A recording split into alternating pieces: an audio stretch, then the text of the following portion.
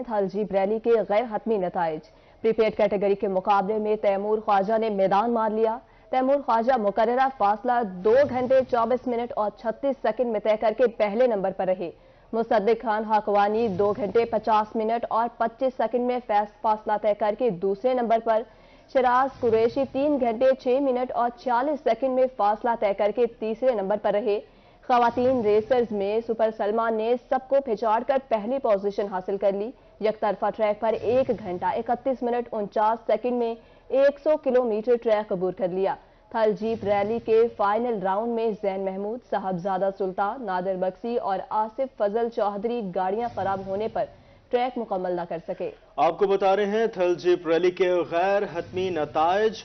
Prepaid category के मुकाबले में तैमूर ख्वाजा ने मैदान मार लिया। तैमूर ख्वाजा मुकर्ररा फासला 2 घंटे 24 मिनट और 36 सेकंड में तय करके पहले नंबर पर रहे, जबकि मुसद्दिक हाकवानी 2 घंटे 50 मिनट और 25 सेकंड में फासला तय करके दूसरे नंबर पर। शराज कुरैशी 3 घंटे 6 मिनट और 40 सेकंड में फासला तय करके तीसरे नंबर पर रहे। खवातीन रेसर्स में सुपर सलमा ने सबको पछाड़कर पहली पोजीशन हासिल कर ली।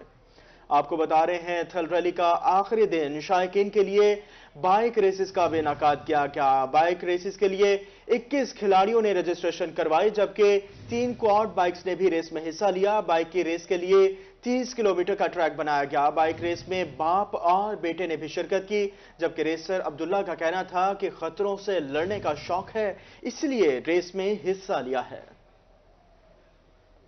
थल रैली का आखिरी दिन शायकीन के लिए बाइक रेस का भी इनेकाद किया गया। बाइक रेस के लिए 21 खिलाड़ियों ने रजिस्ट्रेशन करवाई। 3 क्वाड बाइक्स ने भी रेस में हिस्सा लिया। बाइक्स की रेस के लिए 30 किलोमीटर का ट्रैक बनाया गया। खतरों से लड़ने का शौक है, इसीलिए रेस में हिस्सा लिया है, रेसर अब्दुल्ला का ऐसा कहना है।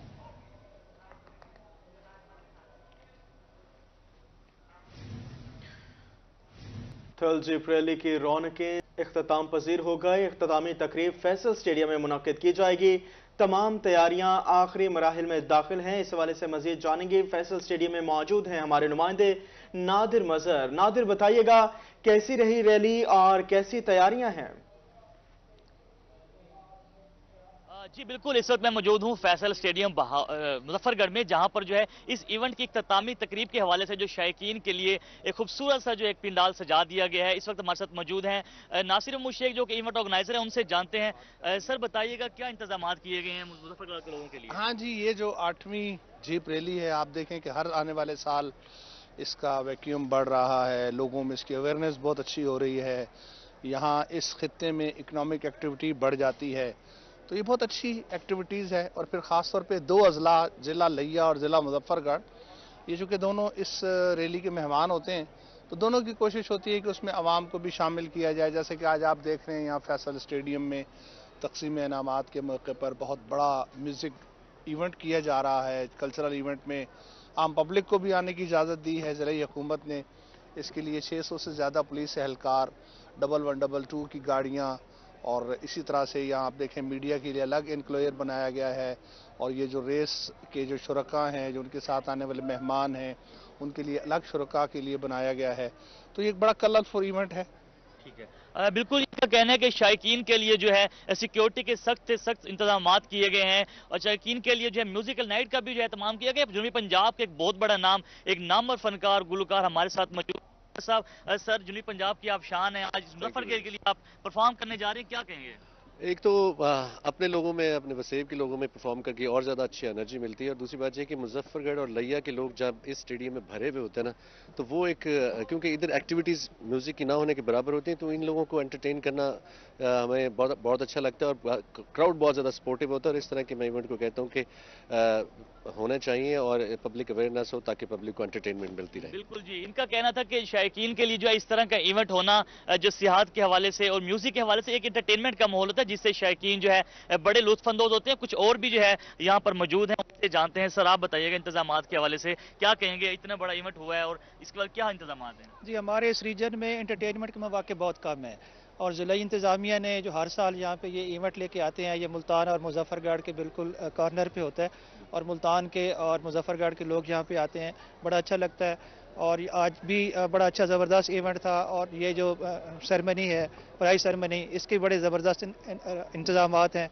और नासिर महमूद शेख साहब जो इंटरनेशनल ऑर्गेनाइज़र हैं, वो इस इवेंट को ऑर्गेनाइज़ कर रहे हैं और बड़ा अच्छा लग रहा है। इंशाल्लाह अच्छी तकरीब होगी, तकसीम इनामात होगी और काफ़ी क्राउड आएगा इंशाल्लाह। जी बिल्कुल, इनका कहना है कि जो इवेंट को शुरू होने में चंद ही लम्हात बाकी रह गए हैं। इसकी जो है बड़ी तादाद है यहाँ पर आना शुरू हो गई। अभी थोड़ी ही देर बाद जो है इसकी जो इवेंट की बाकायदा आगाज कर दिया जाएगा, जिसमें जीतने वालों के लिए प्राइज है उसका भी एहतमाम किया गया और साथ साथ जो है ट्रॉफी है जो जीप रैली के विनर है उनको वो भी दी जाएगी। और साथ साथ जो है मजीद चीफ गेस्ट भी मौजूद होंगे जो यहाँ पर पूरा इवेंट को लाइव करेंगे। शायकीन के लिए जो है म्यूजिकल नाइट जो है रखी गई है, उसमें जो है बड़े बड़े नामवर फनकार जुनूबी पंजाब के वो मुजफ्फरगढ़ के इस फैसल स्टेडियम में परफॉर्म करेंगे और शायकीन को जो है इससे लुत्फानंदोज होने का मौका मिलेगा। जी बहुत शुक्रिया नादिर आपका।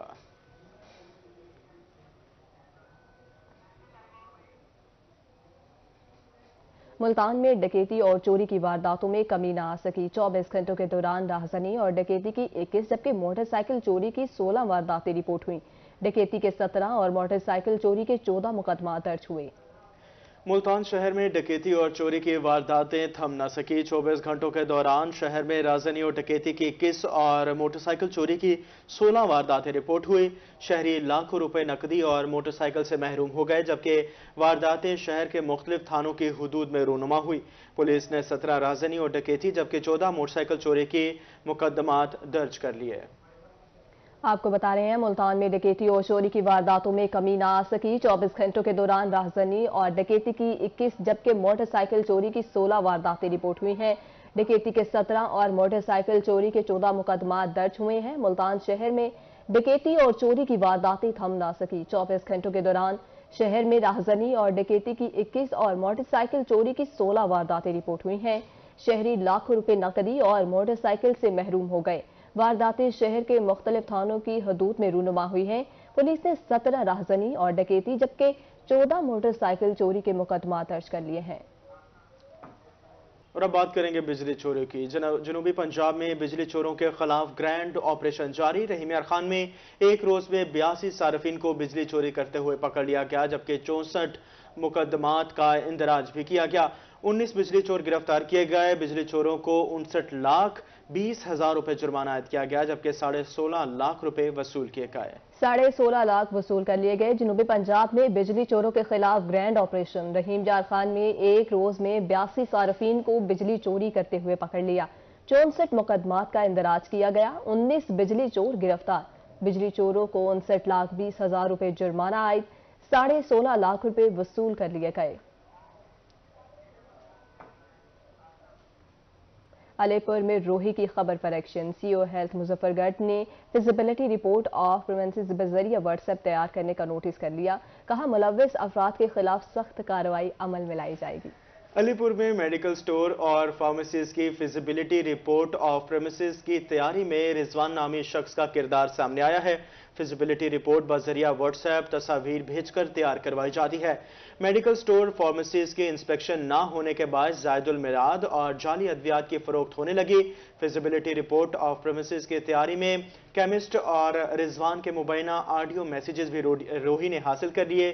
Chief executive officer health Muzaffargarh के मुताबिक ये इंतहाई संगीन मामला है। मुलव्वस अफराद के खिलाफ सख्त महकमाना कार्रवाई अमल में लाई जाएगी।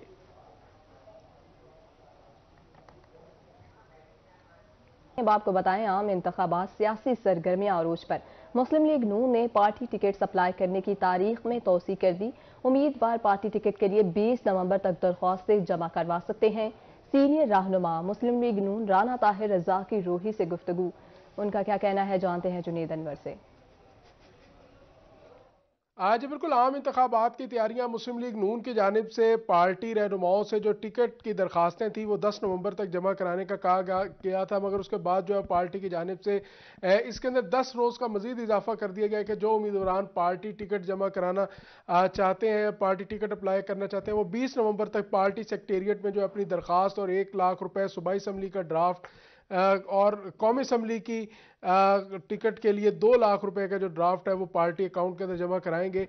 उसके बाद वो पार्टी दरखास्त जो है उनकी टिकट की वो अहल होगी। इस वक्त रहनुमा मुस्लिम लीग नून राना ताहिर रज़ाक हमारे साथ मौजूद है, उनसे बात करते हैं। 10 तारीख तक दरखास्तों का टाइम था, उसमें फिर फॉग की वजह से और कुछ छुट्टियां आ गई बैंकों की, तो 20 तारीख तक बढ़ा दिया। और 10 तारीख तक भी इतनी हर हल्के से 3 से 4 एप्लीकेशनें आई हैं। सूबाई हल्के के भी इस तरह ही हाल है और MNA का भी।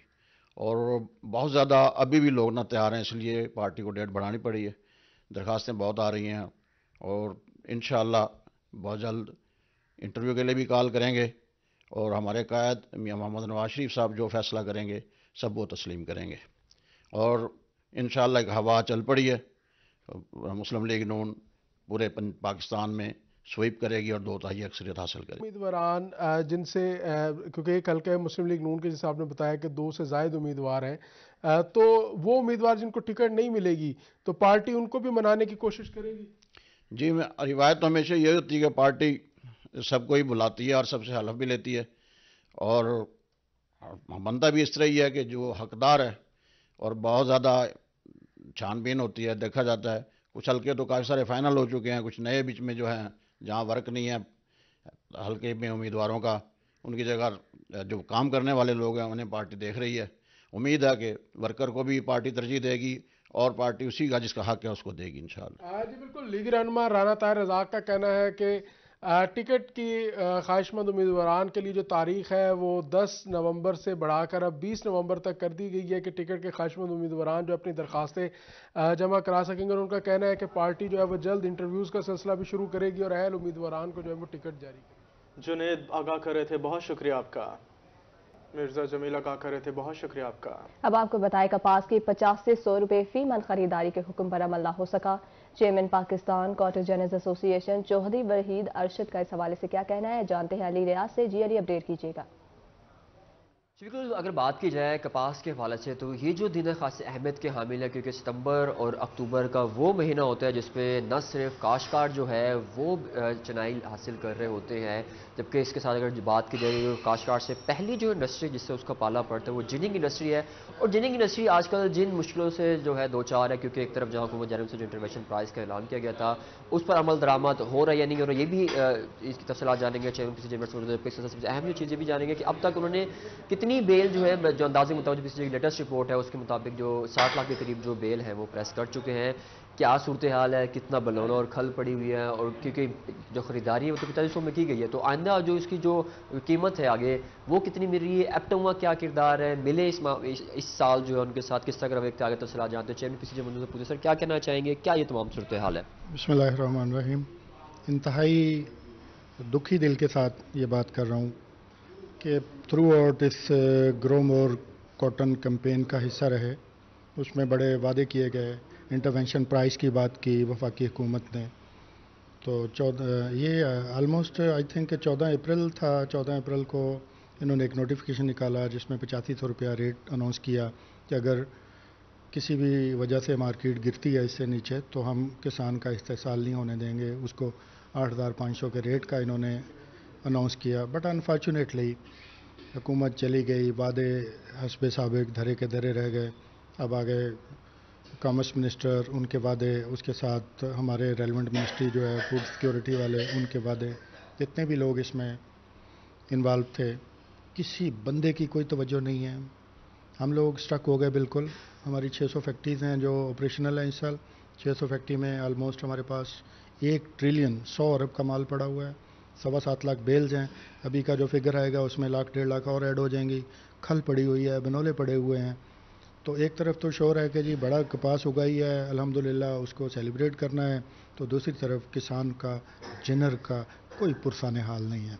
हमने बारहा इनको लिखा, प्राइम मिनिस्टर साहब को, सीएम साहब को, कॉमर्स मिनिस्टर साहब को, जितनी रेलेवेंट मिनिस्ट्रीज़ हैं सबको लिखा, किसी बंदे ने उसका कोई रिस्पांस नहीं दिया। किसी ने ख़त का जवाब देना गवारा नहीं किया कि उस मेल का, उस लेटर का कोई जवाब ही लिखें जी क्या कर रहे हैं। सवाए जो सूबाई गवर्नमेंट है इन्होंने कहा जी कि हमने लिख दिया है।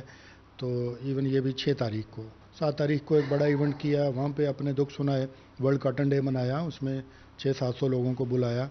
मैं समझता हूँ कि एप्टमा और ये सारे लोग इन्होंने मिल के ये प्लान किया हुआ है। हुकूमत इनकी है, वफाक में ये हैं, पंजाब में ये हैं, गवर्नमेंट इनकी है।